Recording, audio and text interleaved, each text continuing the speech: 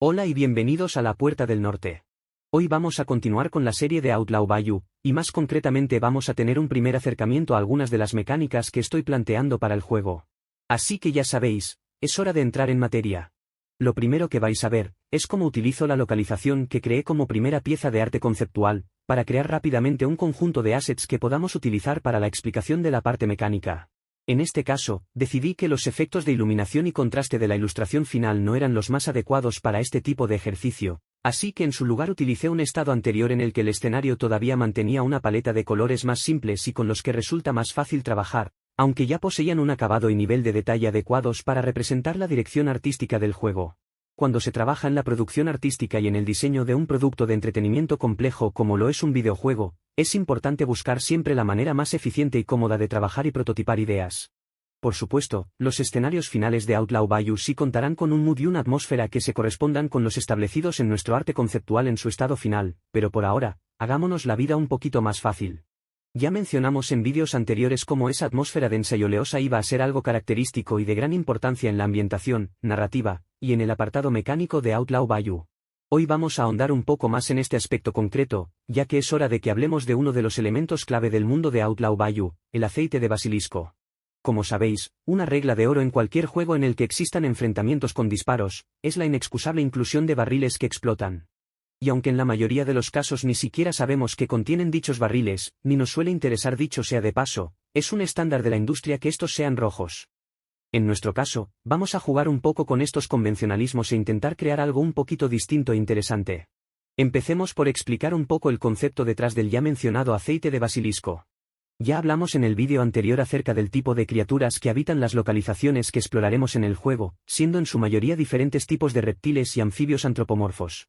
Esta inclusión de diferentes especies vendría a representar distintas razas de criaturas que conviven en estos pantanos, es decir, en el juego veríamos diferentes NPCs que pertenezcan a una raza de criaturas concretas. Pero existe una criatura especial de la que se asume que solo existe un único ejemplar. Temido, respetado y venerado, el basilisco habita en lo más profundo del corazón del pantano, y actúa como una suerte de presencia mística que parece imbuirlo todo con su esencia. Y en gran medida ello es debido a un producto que excreta, y que se distribuye y esparce de manera constante por todas las masas de agua de la región, para luego evaporarse lentamente y crear una atmósfera propia y única, genuinamente densa y difícil de respirar. De esta suerte el aceite de basilisco constituye una sustancia que está íntimamente ligada a la idiosincrasia de este lugar. Pero hay una propiedad de la que todavía no hemos hablado, y que hace que este particular aceite sea igualmente temido y codiciado, su alta volatilidad. Y es que al más mínimo contacto con un proyectil, y a veces incluso causado por días especialmente calurosos, cualquier barril que contenga esta sustancia explotará causando una gran devastación. Esto ha generado un notable interés en nuestro villano de turno, el cual todavía no hemos bautizado, y por supuesto se aceptan sugerencias, quien ha centrado su atención en esta curiosa sustancia, proyectando su actual estrategia de actividades criminales hacia la explotación, nunca mejor dicho, del aceite de basilisco para producir barriles con este compuesto a gran escala y exportarlos a otras regiones en conflicto, o promoviendo el surgimiento de este. Lo cual da lugar a que en la actualidad sea común encontrar este tipo de barriles dispersos por todas las localizaciones de Outlaw Bayou, lo que resulta bastante conveniente para nosotros. Como curiosidad, decir que el aceite de basilisco también puede ser ingerido, aunque no es muy recomendable. Los efectos de consumirlo pueden variar para cada espécimen dependiendo de su condición física y otras variables, y van desde una fuerte indigestión y sensación de ardor durante semanas, a náuseas y estados alterados de consciencia, constituyendo este último una línea de negocio alternativa por nuestro villano, y finalmente es relativamente habitual que el usuario se quede tieso en el acto. Como diría mi tío, gori gori, ya no menjarás més panetan oli. Pero lejos de suponer un impedimento, su consumo se ha vuelto bastante popular en tiempos recientes, especialmente entre los jóvenes, deseosos de probar su valentía y resistencia física en estúpidos actos de bravuconería que suelen acabar bastante mal para sorpresa de nadie. Es por ello que además de toda suerte de licores y mejunjes de la más cuestionable procedencia y composición, en los tugurios de más baja calaña, si es que existe otro tipo de tugurios en Outlaw Bayou, uno puede encontrar con relativa facilidad a un tabernero sin demasiados escrúpulos dispuesto a servirte un chupito del infame extracto de aceite de basilisco. Pero ahora que ya sabemos lo que contienen nuestros barriles explosivos, hablemos un poco de su diseño y de otras de sus características y mecánicas asociadas a ellos. A este respecto, una de las primeras decisiones que tomé fue que los barriles explosivos no fueran rojos. Arriesgado, lo sé, rompedor, quizá, pero quería jugar con un tipo de indicación que fuese más sutil y por tanto más difícil de distinguir para el jugador. De hecho, los barriles normales y explosivos serían indistinguibles unos de otros a excepción de una precaria marca, a modo de señal de peligro.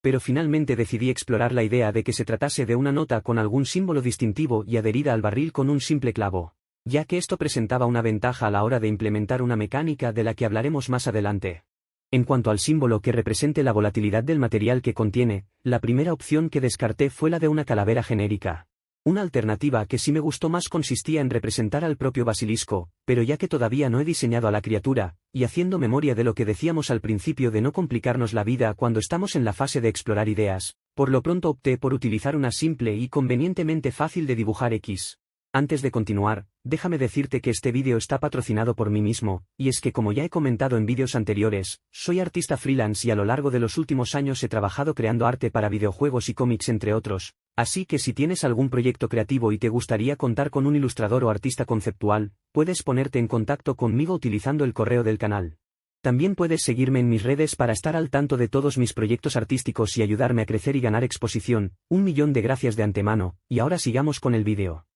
También exploré la idea de que existieran otros tipos de barriles para aportar más variedad. Para ello utilicé como base nuevamente uno de los elementos presentes en la ilustración de partida, en este caso lo que al menos en mi cabeza pretendía ser algo parecido a un alambique en el momento en que hice la ilustración. Y es que si cuentas con un elemento de un determinado material que funciona para tu propósito, siempre será buena idea utilizarlo como base para crear un nuevo objeto que contenga ese mismo material. En este caso, el aspecto metálico de nuestro alambique nos vendrá que ni pintado para crear un modelo de bidones que contraste un poco con nuestros barriles de madera. Por lo demás, el sistema de señalización de peligro sería el mismo que en el caso anterior, de modo que también se pueda implementar la mecánica de la que hablábamos antes, y la cual vamos a explicar a continuación. Una de las cosas que comentamos en el primer vídeo de la serie, era que al menos en teoría, el juego contaría con pequeñas secciones de exploración e interacción con NPCs, entre cada uno de los enfrentamientos. Esta idea viene de la primera vez que jugué al Final Fantasy Tactics Advance, y de mi frustración al descubrir que entre cada uno de los combates, no podíamos explorar aquellos escenarios que tanto me llamaban la atención. Recuerdo aquellas primeras cinemáticas mostrándonos la ciudad del mundo real en la que comenzamos la aventura, con esas calles nevadas y con un arte tan resultón que hacía que se me hiciera la boca agua, para que inmediatamente fuéramos transportados a Ivalice sin que tuviéramos una oportunidad de poner un pie en ellas. Pero las nuevas localizaciones eran pura fantasía, y mis ansias de mover a un sprite animado por los escenarios eran todavía más fuertes, y ahora sí que sí, tenían que dejarnos explorar, era un Final Fantasy por el amor de Ifrit. Pero ya sabéis cómo acaba este triste y desolador valle de lágrimas. Recordad que yo venía de Final Fantasy IX, mi videojuego favorito, y que compré este juego con toda la ilusión del mundo cuando lo vi en mi tienda Centro Game, sí, así de mayor soy, para poder saciar mi mono de la franquicia pensando que lo único que cambiaría sería el sistema de combate. Así que si alguna vez hacía un juego de estrategia por turnos, debía necesariamente incluir secciones de exploración que nos permitiesen saborear con verdadera pasión ese maravilloso mundo de colores y fantasía. Se lo debía a los hipotéticos jugadores de mi todavía no concebido juego, pero sobre todo, me lo debía a mí mismo. Y después de este absurdo e innecesariamente largo desvío del tema que nos ocupa, hablemos de algunas de las ideas que tengo para esos segmentos de exploración entre combates.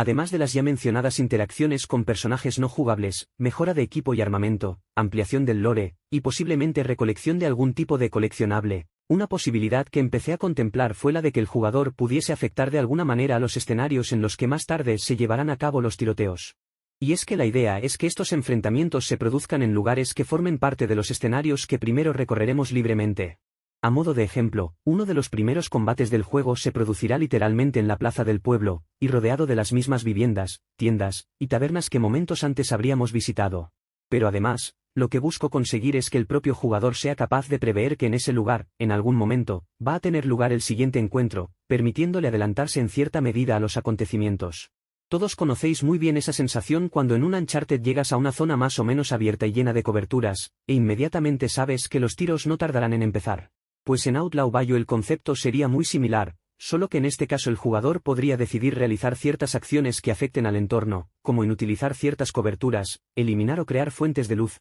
y por supuesto y lo que en mayor medida nos concierne en este momento, cambiar las señales de peligro entre los distintos barriles del escenario. Esto podría parecer una enorme ventaja para el jugador, y la idea es que así sea, pero solo en parte. Y es que conocer de antemano cuáles de los barriles poseen falsas señales de peligro, y qué barriles explosivos carecen de señalización, puede efectivamente constituir un considerable beneficio, pero también se puede dar el caso de que acabe volviéndose en su contra. Para empezar, un dato que el jugador desconocerá en principio, será la posición inicial tanto de sus unidades como de las del enemigo, y aunque esto constituirá únicamente un factor determinante en la primera partida que juguemos, lo que sí quiero hacer es que haya ciertos enemigos que aparezcan a mitad del combate desde puntos que se establecerán aleatoriamente cada vez que repitamos un determinado encuentro. De esta manera se introduce un elemento de aleatoriedad, que requerirá cierta capacidad de improvisación y adaptación a nuevas situaciones por parte de los jugadores. Además, también se puede dar el caso de que el propio jugador olvide cuáles de las señales modificó de una determinada manera, ya sea por no haber sido capaz de retener esa información, o por verse tan inmerso en la intensidad del encuentro que deje de prestar atención a ciertos elementos, algo que yo mismo he experimentado recientemente cuando jugaba a SteamWorld Heist, y teniendo todavía más delito al ser los barriles rojos el elemento que más destaca de los escenarios.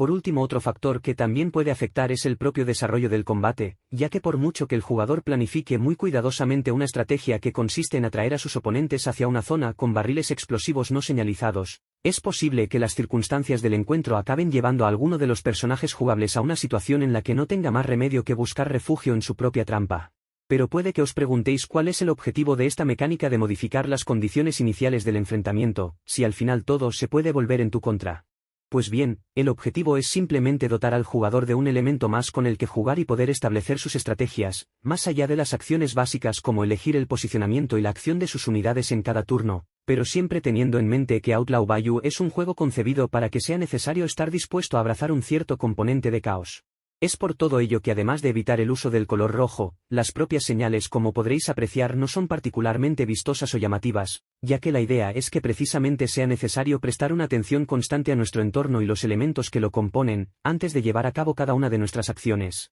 Pero no olvidemos que no somos los únicos cuyas acciones deberán ser estudiadas con cuidado, nuestros enemigos también adaptarán sus decisiones teniendo en cuenta la información que puedan extraer de los escenarios al igual que hacemos nosotros. Esto podría parecer un enfoque demasiado ambicioso a la hora de programar la IA de nuestros oponentes, pero lo cierto es que en mi experiencia me atrevería a decir que en la práctica no sería tan complicado de implementar. A pesar de que todavía no he programado una sola línea de código para Outlaw Bayou, considero que en mis proyectos anteriores me he enfrentado a desafíos similares y he conseguido resolverlos con éxito, así que esto es lo que en principio haría. Al principio de cada turno de uno de nuestros enemigos, y partiendo de una situación normal en la que no se encuentre en peligro inminente que requiera retirada, este determinará cuál de nuestras unidades constituye su objetivo principal, teniendo en cuenta posiciones relativas, alcance, y tipo de arma de cada uno. Una vez hecho esto, creará una lista de todos los posibles puntos en los que posicionarse dentro de su rango de movimiento, ordenándola de tal manera que dé prioridad a las posiciones que le permitan causar daño a su objetivo en ese turno de ser esto posible,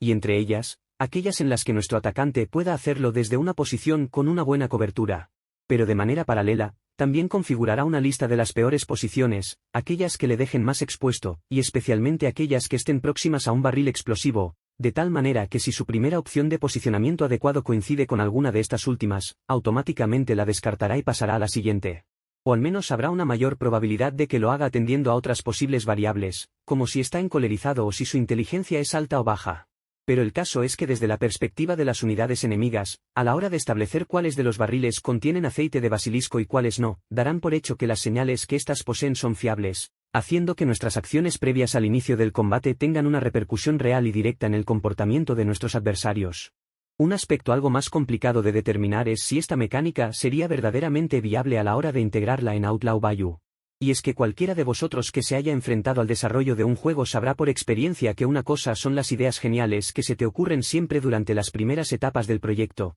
y otra distinta es cuántas de ellas acaban siendo completamente imposibles de integrar y siendo inevitable y trágicamente descartadas para el resto de la eternidad. Esto lo saben muy bien las grandes compañías desarrolladoras, ya que las intensivas sesiones de testeo a las que someten a sus títulos, acaban por evidenciar que aunque a veces nos parezcan excesivas las medidas que toman para indicarnos las características y propiedades de determinados elementos interactuables del entorno, en la práctica queda constatado que en la mayoría de casos, la no inclusión de tales medidas llevan con frecuencia a despistes por parte de los jugadores y a que sus experiencias no sean las que se buscaba en un principio. Es por ello que en este caso también sería necesario un adecuado proceso de testeo antes de tomar la decisión, de cara a la versión final del proyecto, de si utilizar modelos de barriles normales y explosivos cuyas diferencias visuales sean tan sutiles o no. En cualquier caso siempre será posible cambiar el color de la propia señal de peligro, sea al consagrado color rojo o a otro distinto pero que también sea llamativo. Y eso sería todo por ahora. Si te gusta este contenido considera apoyarme en Patreon para que pueda seguir siendo capaz de mantener el ritmo de 2 vídeos a la semana. Alternativamente, dejar un buen like o suscribirte también ayuda un montón. Espero de corazón que hayáis disfrutado de esta sesión en la que nos hemos adentrado un poco en la parte mecánica de Outlaw Bayou, pero en la que, sin haberlo pretendido en un inicio, también hemos disfrutado un poco del proceso de world building, del bello arte de crear mundos donde nuestros sueños puedan volar libres y nuestras almas encuentren anhelado reposo. Muchísimas gracias por quedarte hasta el final y nos vemos muy pronto en el próximo vídeo.